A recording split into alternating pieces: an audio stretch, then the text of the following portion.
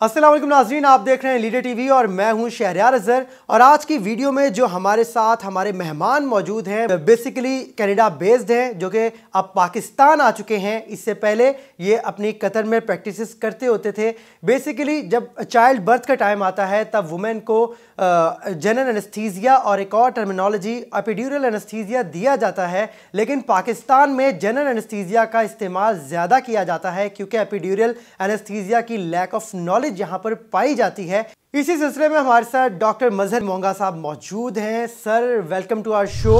बहुत शुक्रिया शहरियार, बहुत शुक्रिया आपके चैनल का, आपने मुझे यहाँ पे मदऊ किया। मैं basically I am an obstetric anaesthesiologist, I am a consultant physician I have come from Qatar, actually originally Canada से हूँ, लेकिन है कि I am a royal family physician of the state of Qatar।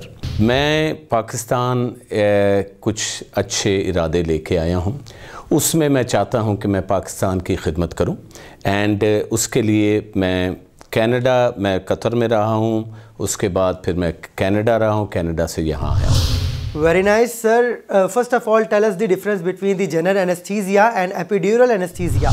बड़ा अच्छा सवाल किया आपने शहरियार। मैं आपको सिर्फ बताता चलूँगा, जनरल एनेस्थीसिया आजकल के ज़माने में it's an outdated technology. General anaesthesia के साइड इफ़ेक्ट्स बड़े ग्रेव होते हैं। उसमें सबसे ज़्यादा इम्पोर्टेंट जो चीज़ होती है, जो दवाइयाँ इस्तेमाल करनी पड़ती हैं, they are all have to get into your body.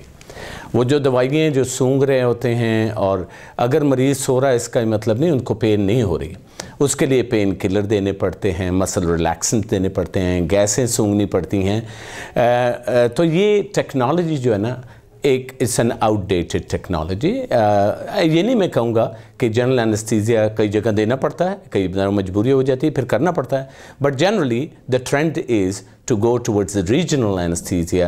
मैं कंसल्टेंट ऑब्स्टेट्रिक एनेस्थीसियोलॉजिस्ट हूँ, जो सिर्फ प्रमोट करता हूँ। मैं am a great ambassador for the epidural analgesia and anaesthesia. तो ऑब्स्टेट्रिक एनेस्थीसिया ये मेरी फील्ड है। तो जनरल एनेस्थीसिया की साइड इफ़ेक्ट्स काफ़ी प्रॉब्लम्स हैं, तो इसी वजह से मैं उसको प्रमोट नहीं करता। जो रीजनल एनेस्थीसिया कहते हैं ना, बॉडी को आप उतना एरिया को सुन कर दें जो इसमें आपका प्रोसीजर हो रहा हो। मसलन बिलो द वेस्ट, नीचे यहाँ से कोई भी प्रोसीजर हम एपिड्यूरल और स्पाइनल में करते हैं। एपिड्यूरल एक टीका होता है जो रीढ़ की हड्डी में जाता है।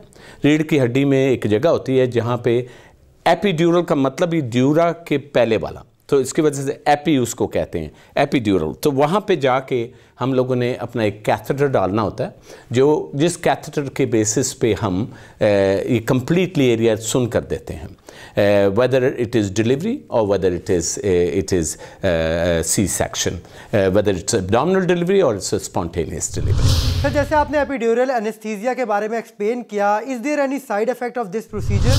सबसे पहले तो जनरल एनेस्थीसिया को मैं बिल्कुल भी प्रमोट नहीं करता। Now coming to the epidural anaesthesia and analgesia, देखें हर चीज़ के कोई ना कोई साइड इफ़ेक्ट्स तो होते हैं, लेकिन अगर if it is done by a properly trained person, the chances of getting into any trouble is almost close to 0%। मैं ये कहूँगा कि इसमें प्रॉब्लम्स होती हैं छोटी मोटी, लाइक जब एक हामला औरत आती है, when she comes to the labour room, उनको आप अगर एपिड्यूरल लगाते हो, उसके साइड इफ़ेक्ट्स क्या होते हैं? आपने सडनली जनाब एक बोलस दिया, उनका ब्लड प्रेशर नीचे क्रैश हुआ। तो you should be ready to deliver something which will work quickly. अच्छा, हम एपिड्यूरल लगाते हैं, उसके बाद उनका ब्लड प्रेशर नीचे आता है, उसको काउंटरैक्ट करने के लिए इमीडिएटली आपके पास दवाइयाँ करीब होनी चाहिए। तो इमीडिएटली आप दवाइयाँ देते हो, ब्लड प्रेशर ऊपर आ जाता है। उससे ये होता है कि आपका जो ब्लड फ्लो जो माँ की तरफ से बच्चा को जा रहे होता है, वो कॉम्प्रोमाइज़ हो जाता है अगर ब्लड प्रेशर डाउन जाए। लेकिन आप अगर क्विकली उसको हैंडल कर लें और ब्लड प्रेशर को ऊपर ले आएँ, कोई मसला नहीं होगा। ये पहले 2-3 मिनट होते हैं जिसमें ये थोड़ा सा ब्लड प्रेशर नीचे जाता है, उसको काउंटरैक्ट करें और उसको ठीक करें। अब एक और प्रॉब्लम होती है थोड़ी सी इचिंग शुरू हो जाती है एपिड्यूरल के बाद। वो भी एक ड्रग होती है, उसको कहते हैं फेंटनल, जो हम यूज़ करते हैं, उसकी वजह से थोड़ी सी इचिंग माँ को होती है। लेकिन वो तो आप हंस के कह देते हो कोई बात नहीं, आप थोड़ी सी इचिंग करें, कोई ऐसा मसला नहीं, वो भी सेटल हो जाती है। तो वर्स्ट केस अगर कोई प्रॉब्लम होती है तो वो यही है कि आपका ब्लड प्रेशर थोड़ा नीचे होता है, उससे बच्चे की खून में कमी आती है, खून के फ्लो में कमी आती है, उससे थोड़ा सा एक मशीन होती है CTG में, उससे डिप आ जाता है, उसको काउंटरैक्ट करना होता है। बहुत अनकॉमन लोगों का जो दिमाग में है, लोगों के जो ख्यालात में हैं कि इससे पैरालिसिस होता है। मैंने अपने करियर 26 साल career as a consultant obstetric anaesthesiologist, मैंने ना अपने हाथ देखा ना किसी और के हाथ से। ये तो ऐसे ही कहना है कि मैं जहाज़ पे चढ़ूँगा तो मर जाऊँगा। Would that stop you from flying? No, you would still take the risk. Similarly epidural में बहुत ही लो चांसेस हैं, अगर आप कंप्लीटली अगर इग्नोरेंट होंगे, एक बंदे को कोई प्रॉब्लम है ऑलरेडी तो आप उसको एपिड्यूरल लगा रहे हो, तो उसको तो जो इनकी कॉन्ट्रा इंडिकेशंस होती हैं तो आप उस पर लगाओगे तो देन आपकी ट्रेनिंग पे है ना। एपिड्यूरल में तो कोई प्रॉब्लम नहीं है ना, वो आपकी अपनी ट्रेनिंग विच इज़ डेफिशिएंट। तो इसके लिए मैं ये हमेशा कहता हूँ कि choose your right anaesthesiologist, anybody, but if he has had the proper training।